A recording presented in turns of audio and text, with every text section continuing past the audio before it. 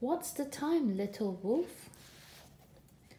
In a nice smelly lair, far away, lived the wolf family. They were all bad except for little wolf, and he tried his hardest not to be good. One day, not long before dinner time, he was painting, and his baby brother was painting with his little drill and chopper. "Stop it, Smells," said Little Wolf. "Now you've made me do a smudge." "Oh, oh," howled Smelly Breath. "Grr," said Dad, "too noisy. Go outside and play." "Go on, Little," said Mom. "Take your baby brother and catch a nice fat piggy for dinner."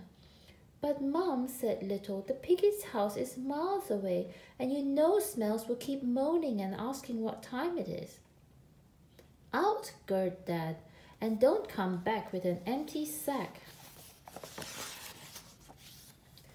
Little was right. As soon as they were out of the gate, Smelly Breath started. "I'm hungry," he moaned.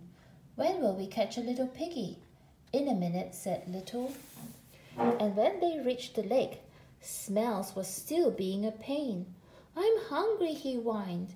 "What's the time, Little Wolf?" Just at that moment, Little spied a nest full of chicks. "It's chicks o'clock," he smiled. "Time to catch some chicks for dinner." "We'll huff and we'll puff and we'll blow their nest down." But Smells didn't want to huff and puff. He wanted to chop with his little chopper. "Look out, chicks," he shouted. "I will hop, I will plop, I will chop your house down." Splash went the chick's nest into the lake. "Oh," howled Little Wolf and Smells. "Now we're all wet and no dinner in the sack." So on they went until Little spied some bees. "I'm hungry," whined Smells. "What's the time, Little Wolf?" Little Wolf said, "Don't worry, it's bee o'clock. Time to collect some honey for dinner. We'll huff and we'll puff and we'll blow their hive down." But Smelly Breath didn't want to huff and puff. He wanted to drill with his little drill.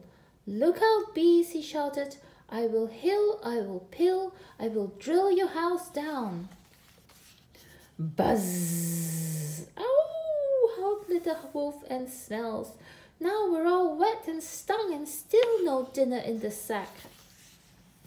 On they went, tired and hungry, until at last they reached the piggies' home. How the piggies laughed!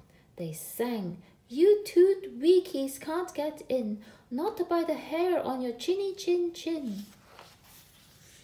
Poor Little Wolf, he did his best by huffing and puffing, as Smelly Breath did his best by drilling and chopping, but they could not get in, not by the hair on their chinny chin chin.